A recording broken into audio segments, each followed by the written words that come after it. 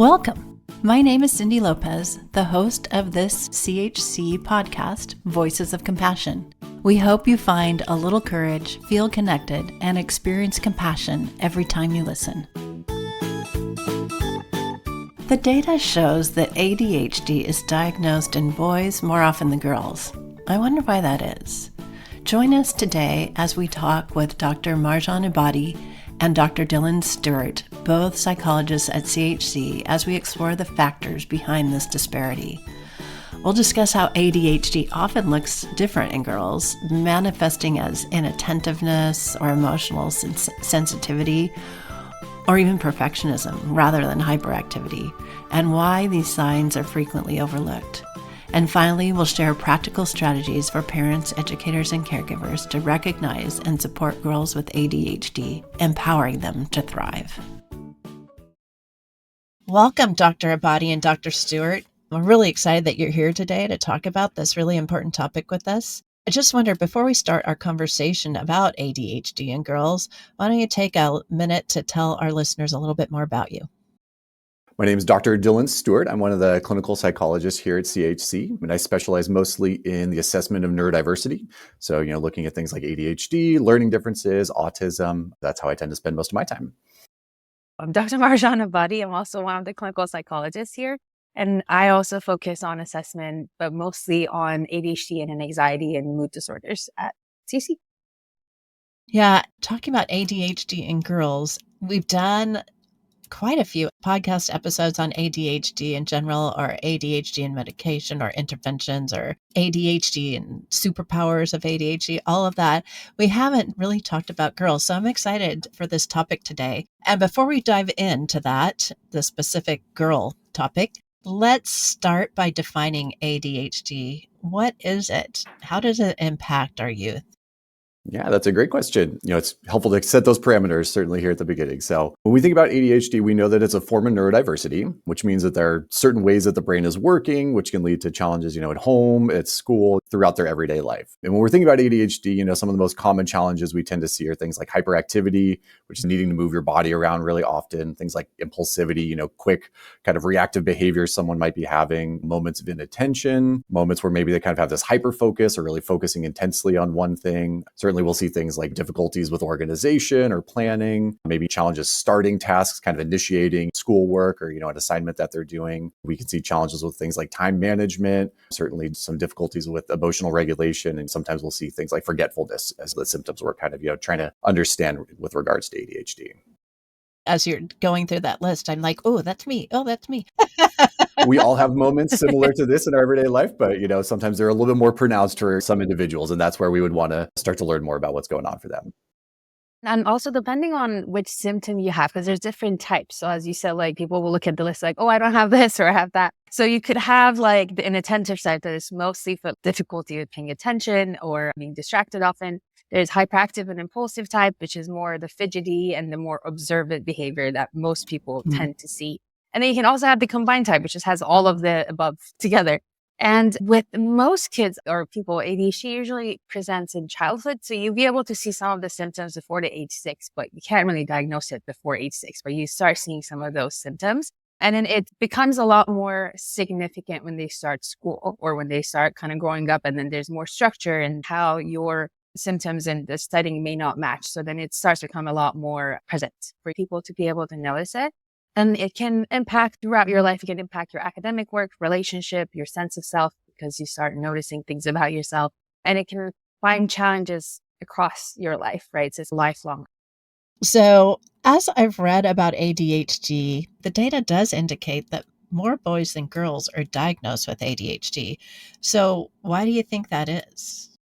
So medical field been studying ADHD for a long time, but a lot of our early researches is on ADHD that was done with the male population, right? So because of that, a lot of clinicians become more aware of how ADHD symptoms present in boys. And again, they tend to present with more hyperactive impulsivity symptoms, which is a lot more noticeable, right? Parents would notice them more because your kid's running around or they're more disruptive in a classroom. So they usually move toward like either getting assessed faster or for teachers to flag it to parents faster. So it gets noticed a little quicker. For girls, however, it tends to be more subtle because even if they're impulsive and hyperactive, it's more contained, right? They can like fidget in their seat or play with their hair tie or tap their feet. So it's a little less disruptive. And then sometimes for some girls, they can also start masking it really well. So they can like be zoning out, but they got like the full face of like absolutely paying attention. So their brain is doing something else. And then some of them get really good at this could happen for boys too, but I think because most girls will have inattentive words more subtle, they have these like trigger words that sometimes their brain can tune in right back when somebody says, I have a questions or we have a pop quiz. So then they just start paying attention really quickly so it doesn't get flagged as fast. And then with also a lot of their like impulsivity or dysregulation, right? Because there's piece of emotion dysregulation that tends to come with ADHD as well. And sometimes for girls, that gets flagged as more like, oh, they're being sensitive or they're just feeling really anxious. And then they're having difficulty with managing it because they're just an anxious person rather than like they have some neurodiversity with it. And then again, with impulsivity too, it can look like more they just middle of talking, they'll cut you off, or they could kind of talk a lot faster. So disruptivity looks more into like relationships and kind of being slightly disruptive than running around in class, which again, that could happen for girls as well. But I think for a majority of them, it's a little bit more subtle. Yeah, that's so interesting. And as you're talking, I think, well, boys could do that too. Why don't they? Why is it that more boys don't? And I don't know, how much our societal norms affect that too. The gender roles and cultural can play a lot into it, right? Because traditionally for a lot of girls are encouraged to be like more agreeable or minimizing your problem compared to boys. They tend to also internalize because of that one. So most often they get very good at behavioral management in settings, right? Because then again, back in days, like you don't want to be heard or it's good to be graceful. So I think for a lot of that, it's still within the norms, even though we're kind of shifting. So for some of the girls that tend to be more contained than whereas with the boys, like, well, boys will be boys anyway, or they're just fighting each other. So it's okay. Whereas with the girls, it's more like, be graceful and calm. So it's more tend to get misdiagnosed as like, oh, they're anxious or depressed, or they just can't learn this stuff. You can certainly have all three and have ADHD, but I think those tend to get flagged more and then lead to more misdiagnosis and not being able to catch the ADHD earlier. Interesting. I'm wondering if there are some differences in brains between boys and girls. Yeah, we actually know quite a bit about that. We do these really big brain scan studies, and we can see that even like the physical development of a girl with ADHD's brain is different than a boy with ADHD's brain. So some parts of a girl with ADHD's brain will develop more compared to a boy. So we tend to see more kind of cognitive development in some of maybe like the language centers of the brain. Maybe some are kind of referred to as like the temporal lobes. There's this area of the brain called the basal ganglia, which is used for things like motor control, planning, memory. And we tend to see that those parts of the brain just actually develop quite a bit more for girls than they do compared to boys. And, that might explain why we might see a little bit more of the hyperactivity, impulsivity symptoms in a male population versus girls with ADHD, because they have a little bit more control over some of these behaviors, the motor control, the motor planning. They may not feel like they need to be doing cartwheels down the aisles of their classroom every single day. Yeah, the brain is fascinating. Yeah. Well, by comparison, there are some areas in the brain for girls where it's actually underdeveloped compared to boys as well. So there's a type of connective tissue in the brain called gray matter. And, gray matter sort of at the most simple level is what helps our brain regions communicate with one another. So, it plays a role in sort of like processing information and then sending that to the other parts of the brain. And for girls, we actually tend to see that their brains have a little bit less gray matter compared to boys within this ADHD population. And so that is one of the reasons we can maybe hypothesize that some of the emotional symptoms show up a bit more quickly. We do know that gray matter plays a really important role in terms of being able to regulate your emotions, kind of to keep things under control a little bit more often. But if you have less of that, some of those emotional symptoms might just be prone to showing up a little more quickly for girls than they might be for boys. CHC's Voices of Compassion podcast is made possible by the generosity of people like you. To learn more about supporting CHC, go to chconline.org/donate. Also, make sure to follow us on social media for more inspiring and educational content from CHC. So I know that ADHD can go undetected or undiagnosed, or even Dr. Ebadi, you said misdiagnosed in girls. Can you talk a little bit more about that? The gender roles and cultural norms can play a part in it, again, because they traditionally are encouraged to kind of go with the flow of things or not be disruptive, right? So then also on top of it, I think they also tend to internalize a lot of symptoms. So girls tend to be more anxious, and it matches more what people expect of girls to happen, right? So even if you complain about something, you're always like, oh, you're just feeling a lot more anxious, or you're emotional, or manage your emotions, right? So more often people tend to see it that way too. And then it kind of gives you the message that you need to contain everything, right? Or be able to manage it on their own. So it tends to be misdiagnosed or labeled as, again, like you're anxious or moody instead of they're inattentive or impulsive. And like I said earlier, you can certainly have ADHD and mood disorders together, right? That doesn't mean it's not one or the other. But because girl symptoms are often less disruptive in classroom, it tends to get flagged later, unless it sometimes we have kids coming in that they've been having these symptoms for a long time, but they're in high school and they finally like, I'm working really hard, but it's not working, right? I feel like I'm studying triple the amount that everyone else is, but I'm still not getting the result. So sometimes we're getting them really late because they're really smart or they can adjust really well, but then academic work just becomes too much for them to be able to manage it. So then because of that, it becomes a lot later, or even if it gets flagged, sometimes the questions that comes in is like, oh, we think they have a learning disorder, right? Or they're not learning this stuff because they missed half of the information. So they're not building the building blocks that everyone else is doing. And they also can have like coming in with like, oh, she's very anxious. And then while mid testing is like, let's also look for ADHD because I feel like you're very inattentive, or you're also hyperactive and no one's catching it because you're very subtle. So I think definitely it gets called out later than if you have more externalized behavior. So my background is education and early childhood, and I know that young kids can be very active and they're still learning self-regulation skills. So I'm wondering, how does that play into ADHD or not? We know that needing to move your body around and, especially for younger children, that's how they learn. That's how they play, is they kind of express themselves through moving around their environments in all the ways that they're able to. The kind of turning point is when it becomes maybe more clinical, is when that movement or that hyperactivity is getting in the way of them being able to participate in school, doing things at home. I know that it's maybe natural for a 5 or 6-year-old to want to get up from the dinner table and only sit for a couple of minutes at a time. But if they can't sit down for any meal at any time, and it's making it so that they can't actually get the right number of calories into their body to grow and be healthy, that's when we would start to say that maybe these hyperactivity symptoms are a little bit more pronounced for them. It's really impacting them. And similarly at school, in most kindergarten classrooms, we expect there to be a lot more play, a lot more movement involved during the day. But if they're in 4th grade, 7th grade, and they're needing to move their body that same amount, it might make it difficult for them to actually participate in the classroom. And so, we try and really think about what their age range is when we're looking at some of these symptoms. And this is, as Dr. Ebadi alluded to, we want to be careful of diagnosing it before 6, because a child under 6, we're expecting them to actually have that much movement and that be just a regular part of their typical development. And one more thing, like you said, because emotional regulation can be contained or matched to any other disorders as well, right? But ADHD wise, we want to make sure that it's across lifespan. So it's not based on one setting, and it happens at home, it happens at school, it happens at work. So it's a little bit more like with all the settings than just one time event that is making you dysregulated, or because life happens and then things can become very difficult to manage at times too.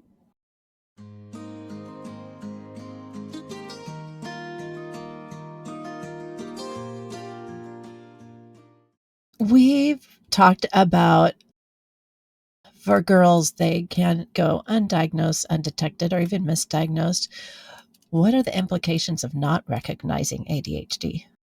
Yeah, this is a really important question because we want to hopefully be able to recognize these needs as early as possible. One of the big implications there is they may miss out on those opportunities for early intervention. And we know that the sooner we can recognize these things, the sooner we can provide treatment, the better the long-term progress usually tends to be.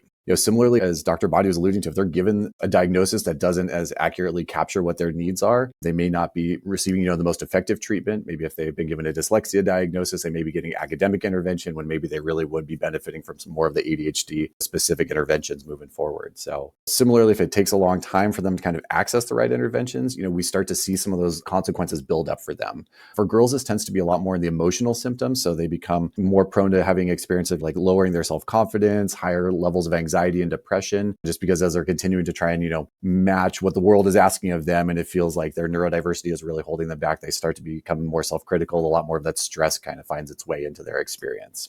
And, kind of practically, we do see them falling behind very often in school. They can be very, very smart, very capable students, but they may not be able to accurately demonstrate what they know, what they've learned on a test or in an in-class assignment if they're easily distracted in those environments. They tend to become burnt out pretty quickly and easily if they're working so hard, especially as you get to the, middle school, high school range where the academic demands just go up and up. And, it really can start to, again, just create more room for that stress to sneak in for them. What strategies can you share with our listeners to help them effectively support girls with ADHD? Yeah, well, different strategies are going to work best in different environments. So maybe I can share some for school to think about initially here. The first is really making sure that the educators are aware of the neurodiversity of their students, as they know that these are the specific needs of the students in my class, and this is how I might be able to support them. Some of the practical things they might be able to do might be making sure that, students have a way to kind of see and hear all the information that they're talking about. Kind of combining that auditory and visual information together may help some students' brains just process it in the way that works best for them. So it might be something like, giving the student the lecture slides ahead of time so they can just write small notes instead of having to copy down every word that is up on the board or that the teacher is saying at the same time, really helping them to focus on just one thing that works as well for them as it possibly can. Similarly in the classroom, we really want to tend to those hyperactivity needs as much as possible. So, giving students fidgets, adaptive seatings like a wobbly chair to sit on, a standing desk, kind of that hands-on learning so they can kind of integrate the movement into their day is really going to help with retaining some of that information too, as well as some of the, kind of organizational sides of it. So, maybe providing rubrics, helping them organize their approach to the project. Which part am I going to do first? Which part am I going to do next? So they can know the next steps there. And, sometimes even just breaking a test or a project into smaller chunks might make it feel a little bit more manageable for these students, kind of providing those overall executive functioning skills that might be harder for the student to come up with on their own. It really will vary so much from student to student. So, really communicating with them, communicating with the family, just making sure everybody's kind of on the same page is going to be a real big help, I think, for the educators. Parents wise, what parents can do for a while, basically, the more you can become their executive functioning part of their brain. So in a way, they were able to observe and learn these skills from you because they can observe it. You sort of playing like an external executive functioning drive. So you're kind of like hanging out outside their brain. You can do that by making observational comments for their behavior, such as like, I can see your body's fidgeting a lot right now. It looks like you need a break. Or let's plan for breaks ahead of time. So all of those can help a lot. Some practical things like creating reminders, checklists, helping them organize it on their calendars, help them with time management, like how much time you need for this essay or this project, and let's break it out, kind of how they do it at school, but we're transferring it at home. You can also model good organization and time management because kids tend to learn a lot through observation and modeling. And then it's a good opportunity for them to be able to see the strategy you use at home and how that works for you. And then they can also start adapting it for themselves. Definitely encouraging them to take breaks so they don't get burnt out during homework. And again, those planned breaks. So this is where your observational comments come in place. If your kid's doing math homework and you start noticing the fidgets happen within 10, 15 minutes, plan for a 15-minute break. So then you can give them those movements. And then I think talking with your child about how they're doing, validating their feelings and experiences, right? If it's frustrating, naming it for them and kind of helping them understand what's happening with them and demonstrating good coping skills too. So kind of, again, going with modeling, like regulating what you deal with when you're frustrated about a project, because we all also get frustrated at work or things that we can't work the way we want to. So how do you regulate and then help them co-regulate with them? And also collaborate with them to problem solve. Like collaboration is kind of important because you still want their input in it, right? And you just want them to also be able to find things that works for them so they can adapt it and use it later on. As you're thinking about the school setting for students with ADHD or neurodiversity of any kind, you might want to take a look at something called Universal Design for Learning, which is published by CAST, and you can find that online. We can also add that to our resources so you can see it in our resources and show notes section. Also think about executive function that Dr.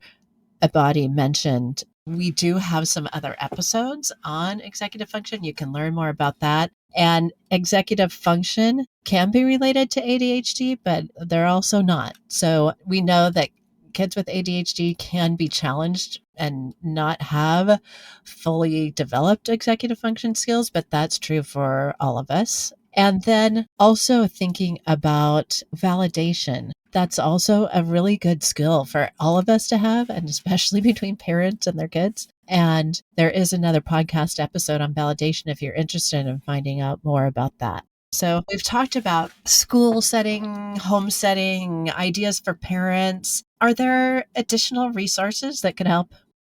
Absolutely. Yeah. We really want to help an individual with ADHD access the right supports, whatever environment they're in, if we're able to do that. So sometimes that might be a clinical recommendation for something like occupational therapy, maybe medication management through something like a psychiatrist service. Certainly individual therapy, psychotherapy might be a really helpful way to support some of those emotional symptoms as they're coming up, making sure to work really closely with your pediatrician so that the medical needs are kind of monitored and addressed as the child is going through the course of their development.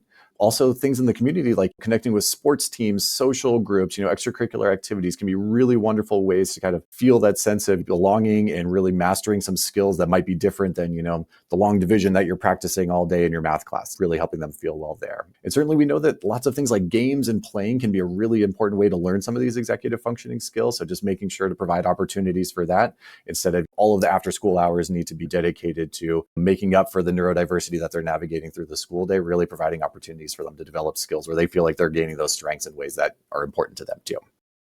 There's so much that you've shared, and we really appreciate you taking the time today to join us and for this conversation. And Dr. Stewart and Dr. Ebadi, thank you for sharing your insights and expertise.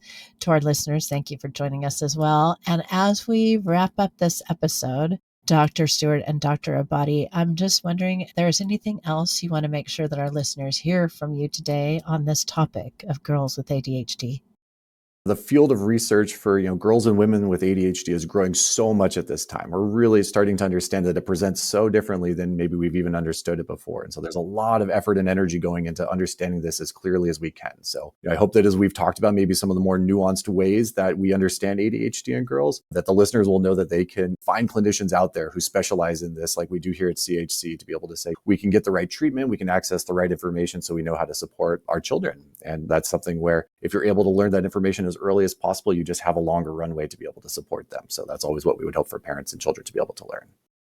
I think it's never too late to be evaluated for ADHD. It's better late than never because it's a lifelong condition. So the sooner you learn about your brain works, your strength, your areas of need, the better you can get the targeted help. And I think it's very important for kids and parents to learn to advocate for themselves, right? If you start noticing they're working twice as much or they're very frustrated and their symptoms is impacting their school, social life, and just overall quality of life, get the help you need to get assessed or talking to the expert that can help you determine what's the next steps, what will be helpful for your kids. So I think advocacy is very important. Yeah. And Dr. Ebadi, you just said it's better late than never, which is absolutely true. And also just think about how it could help your child if you get the help they need now. And Dr. Stewart mentioned early intervention earlier in our conversation. The earlier you can get help, the better, and the easier it will be for your child. So that's something to think about. And as Dr. Stewart said, we do have ADHD services here at CHC. Your child can be assessed. You can take part in therapy. So please reach out to us if you are in that situation and you need some help or just some guidance. We also provide parent coaching. So maybe your child has ADHD and you're trying to figure out the best way to communicate and really support your child. Parent coaching also could be a good option for you. So you can reach us at CHC at chconline.org. You can reach our care team at 650-688-3625, or you can email them at careteam@chconline.org. So thank you again, Dr. Ebadi and Dr. Stewart, for joining us today. And to our listeners, thank you. Thanks for having us. Thank you. Thank you. Visit us online at podcast.chconline.org. Make sure to subscribe to Voices of Compassion so you never miss an episode, and we'd love it if you'd leave us a rating and review. Have a question? Send us an email or voice memo at podcasts@chconline.org. We're here for you when you need us.